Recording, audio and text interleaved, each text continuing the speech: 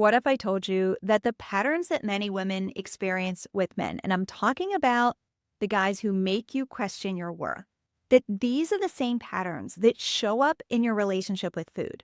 Well, today we're going beyond the clinical. We're looking at patterns of behavior between toxic or narcissistic men and food. And there's a lot more similarities than you realize.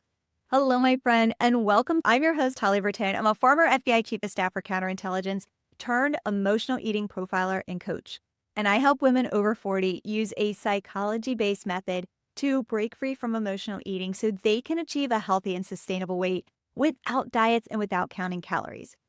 And you know that feeling, like when you're trying so hard to do the right thing with food, but it just keeps pulling you back in like this magnet, like this magnetic pull. Like one day you've got the Reese's cups and it's giving you comfort. And then the next day you feel guilty about eating them. And then you've got the cookies and then the pizza and then the ice cream.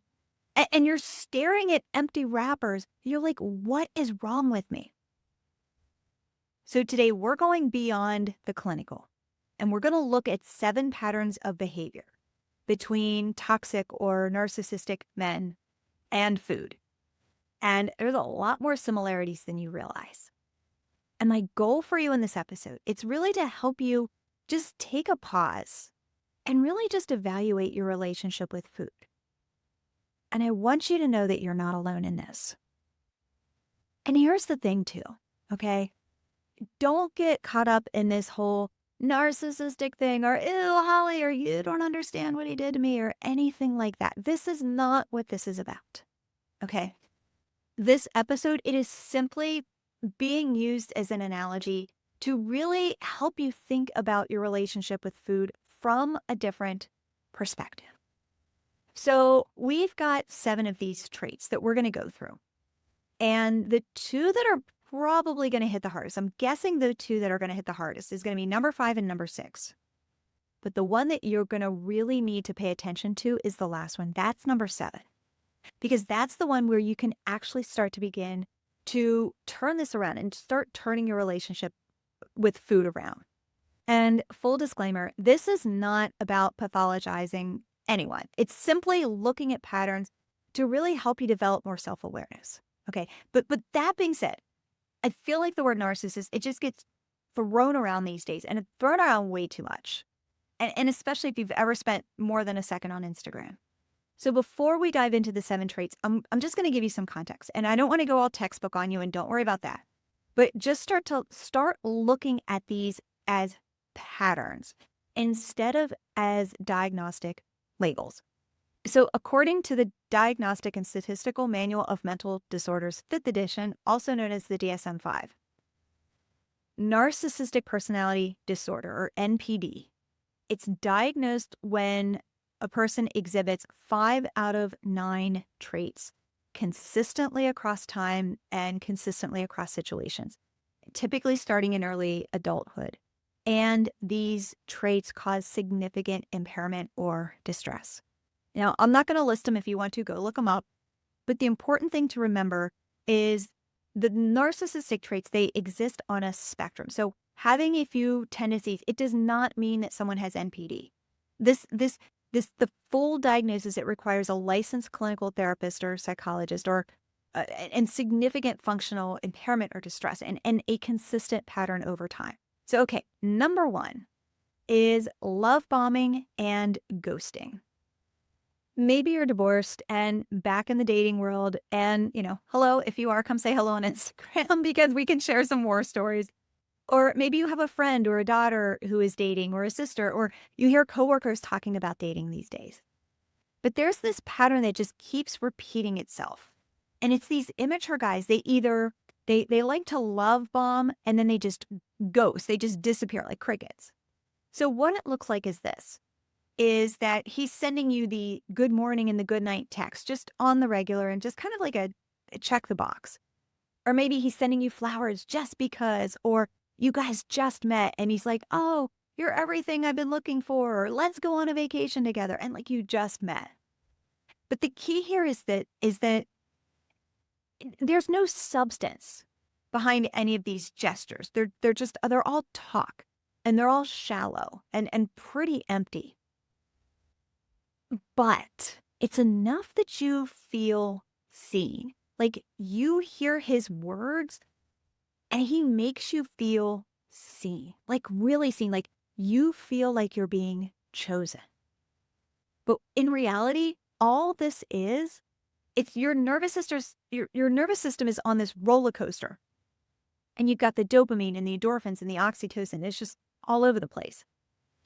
And then when you start to feel safe because of everything he's saying and you start to let your guard down, he starts to pull back because he's quote unquote busy with work. So you're going to screenshot every single text message back and forth and send them to your best friend. And the two of you are going to go all FBI and you're going to spend hours analyzing every single word and emoji. And then you realize, oh my goodness, he's just scared of all the feelings that he has for me. And then you romanticize it, which is actually called limerence, and have these like imaginary feelings that he has for you, which then puts you back on the roller coaster.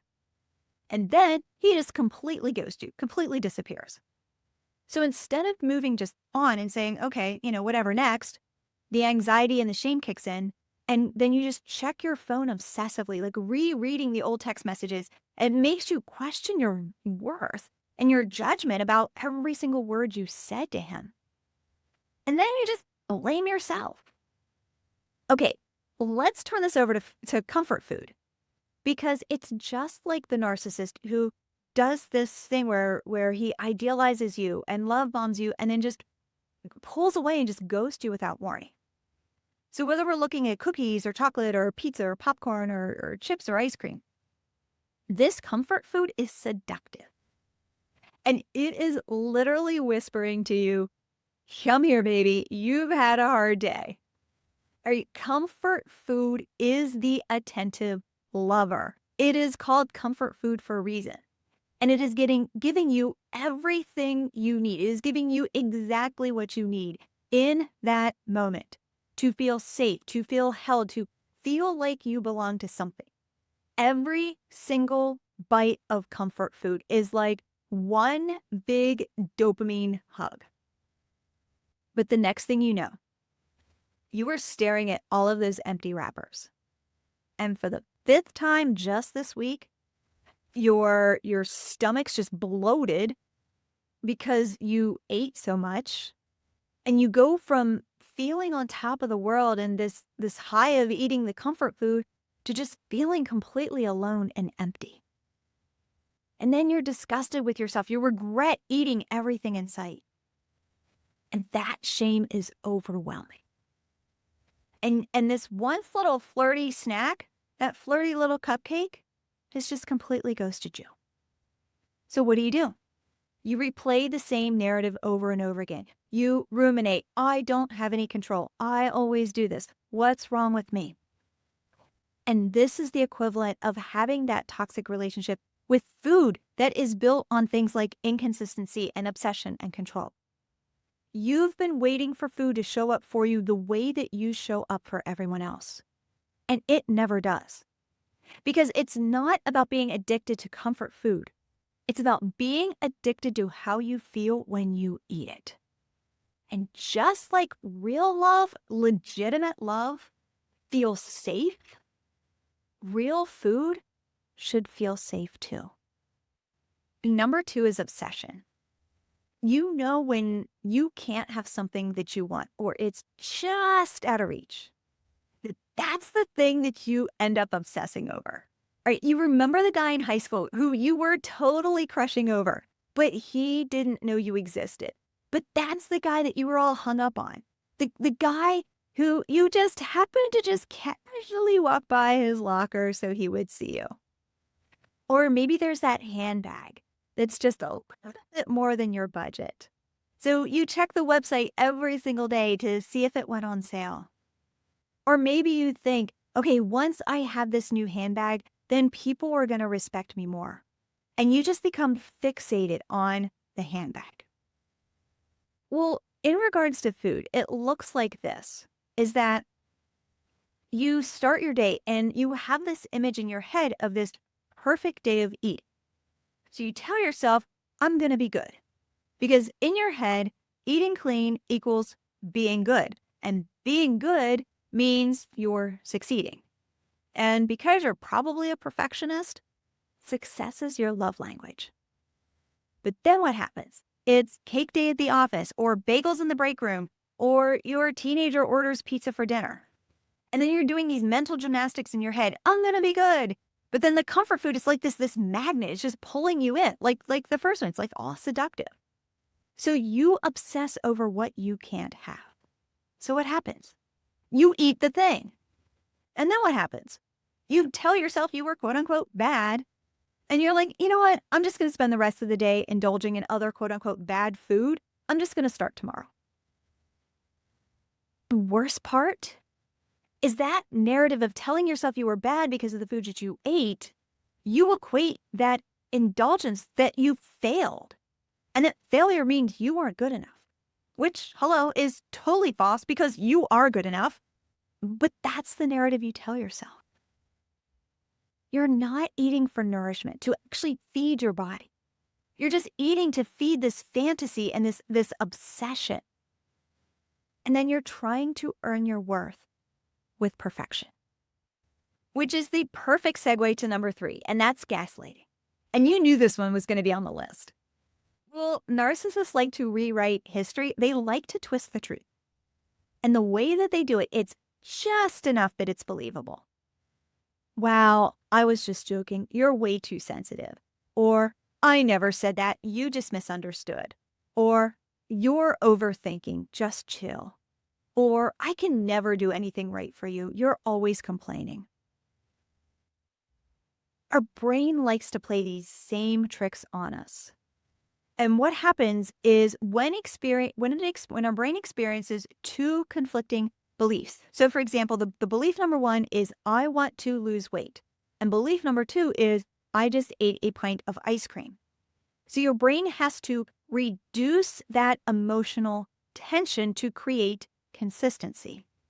So what do? It's human nature. We justify, we rationalize what we're doing so that we don't feel bad about ourselves.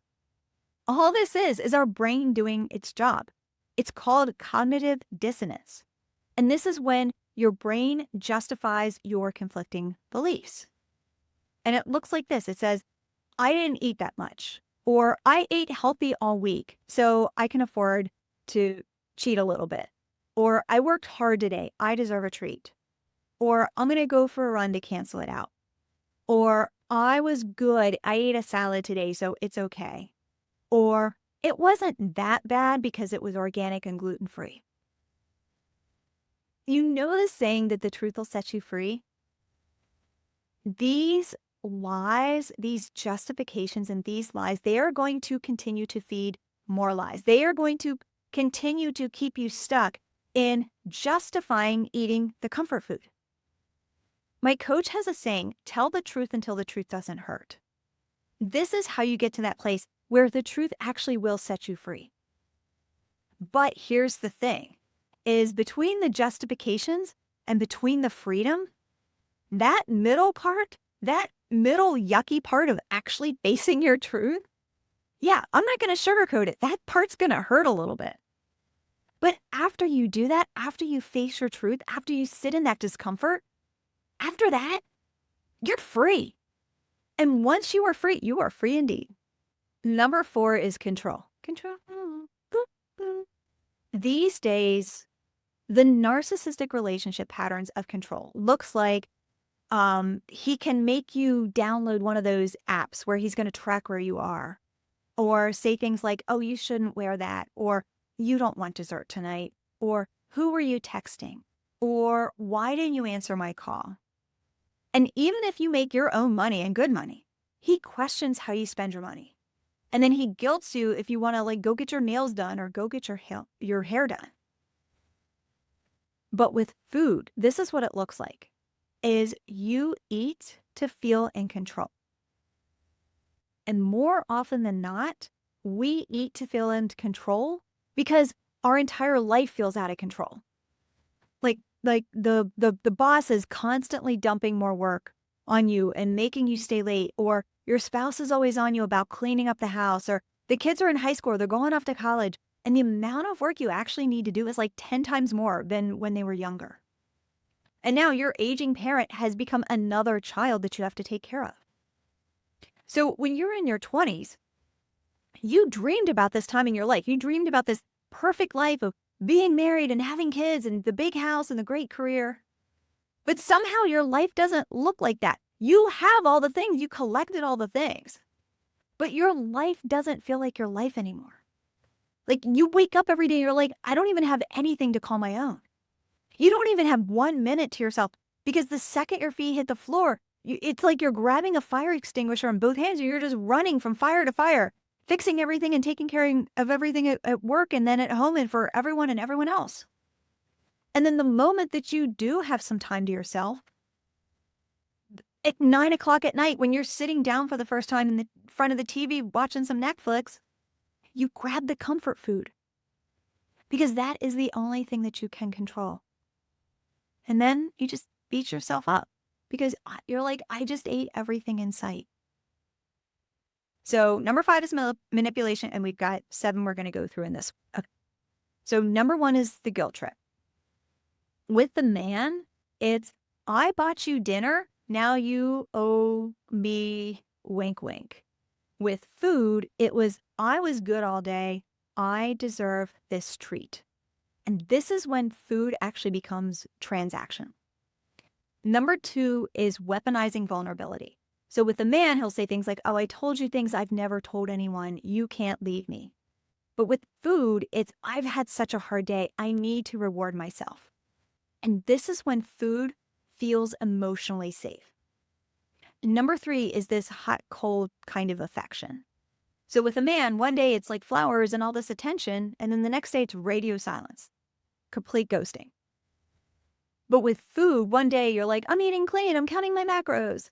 And then the next day it's like, okay, what just happened to that entire package of Oreos?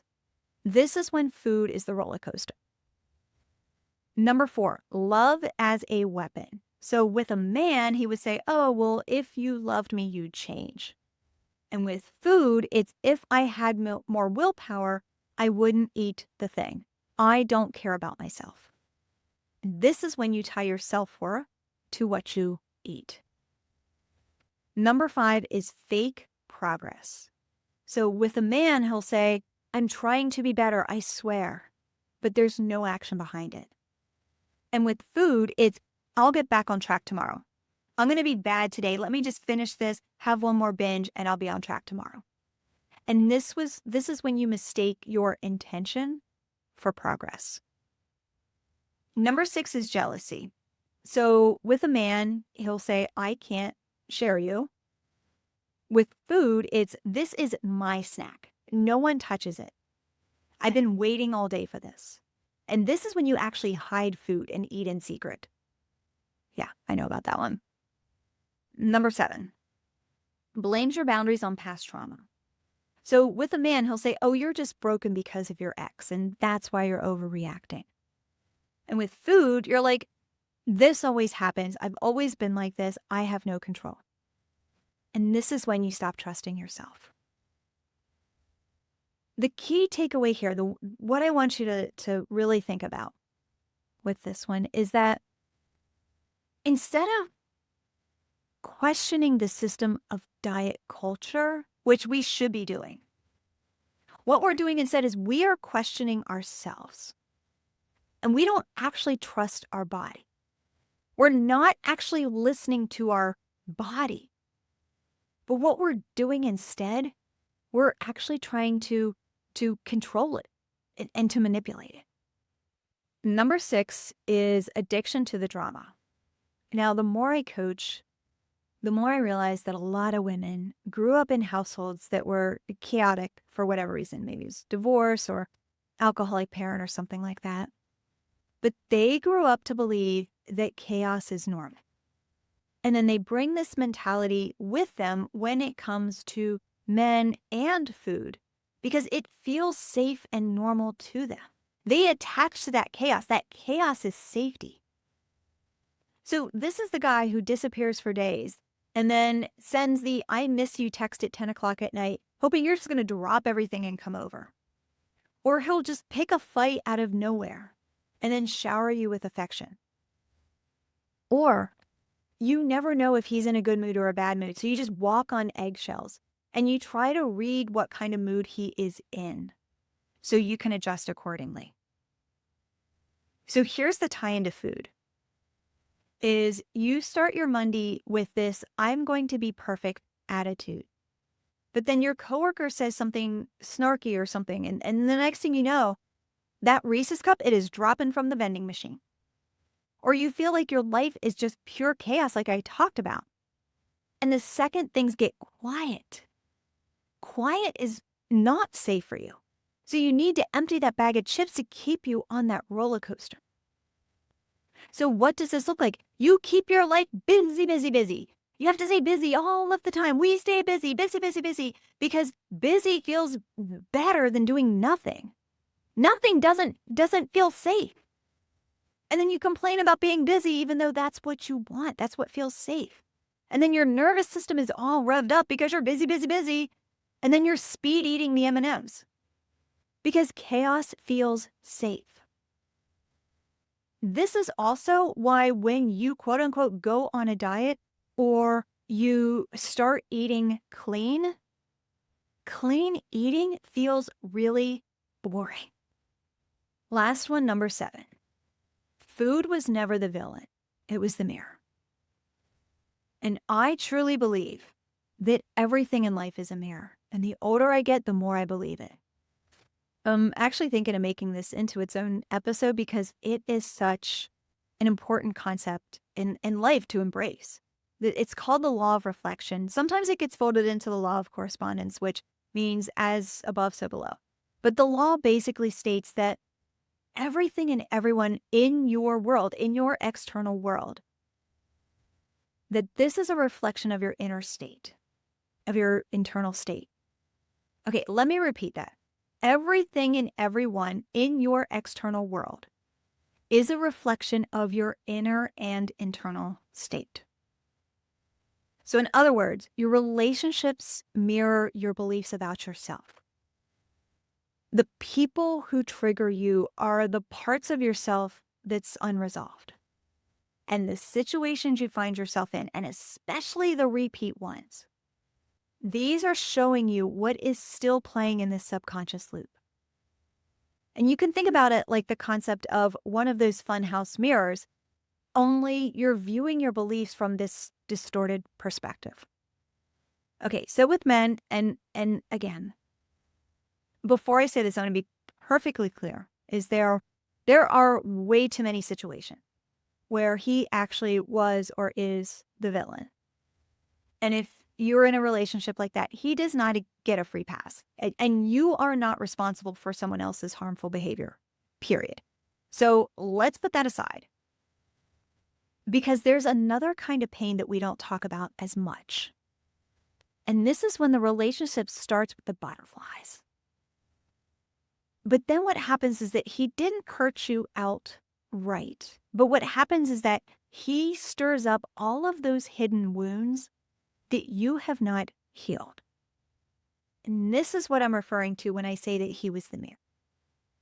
Because what he reflected is this, is that we need to feel chosen. Or we have this fear of abandonment. Or we believe that love has to be earned. Or we have this habit of betraying ourselves just to keep the peace. And this is the moment when you finally realize that he didn't make you feel unworthy. All he did was reveal that part of you who believed that you're not worthy. And this is where that pain comes from, because it's not about him. It's what he triggered in you. And in a lot of cases, that's why it makes it so hard to walk away. And I'm going to share something with you that I've never shared before. And this is one of the reasons why my marriage ended. Because when things were snowballing downhill, instead of blaming him for everything, which, would have been really easy to do, what I did instead was I took some long, hard looks in the mirror. And I truly believe that facing those hard truths about myself, facing my own monsters. It was more brutal than going through chemo. So I do not say this lightly. And because I did what I did, I completely dropped the Holly Bertone who was the fixer. And I started fixing my boundaries. I started fixing my non-negotiables. And what happened was they collided with my ex. Big time. My ex-husband is not the villain. He was only the mirror. And every single day, I ask myself, at what point do I try to stop saving my marriage and I start trying to save myself? And this is something I hope you will never have to face. And if you do, I want you to know that you're not alone. And this is the exact same thing that happens with food. Because food doesn't betray you. Food is the mirror that reflects those patterns back to you. This is what emotional eating forensics is all about. This is exactly what we do inside of the Break Emotional Eating Accelerator. Let me ask you this. Are you eating to honor your body? Are you eating to fuel your body with the most nutrient-dense food that you can find? Are you fueling your body at a cellular level to help you become the most vibrant version of yourself? Or are you eating to deal with a stressful day, to take the edge off, to reward yourself, to give you a false sense of control or value? This is the mirror of how we judge ourselves. Your food issues reveal your self issues. And if you want to make peace with food, then start by making peace with the reflection in the mirror. So we've got the 7 toxic or narcissistic behaviors that we exhibit around food. Number 1 is love bombing and ghosting. Number 2, obsession. You've got gaslighting, you've got control, you've got manipulation, addiction to drama, and then food is actually the mirror. And this is exactly what I help my students do inside the Break Emotional Eating Accelerator. And if you want a head start, I've got a free training. It gives you 3 FBI-inspired strategies that you need to eliminate the cravings and the mindless snacking and those emotional eating triggers. And we do it without diets, without counting calories, or without relying on willpower. It is truly that simple. If you're smart and successful in every area of your life, but food still has that control over you, no matter how disciplined you are, that those cravings always win. If that sounds like you, I've got a free training that might be interesting to you. And depending on where you're watching or listening, the link will also be in the notes below. So there you have it. My hope is that this helps you to identify these 7 toxic traits with food. My name's Holly Bertone. I'm your emotional eating profiler and coach, and I'll see you next week.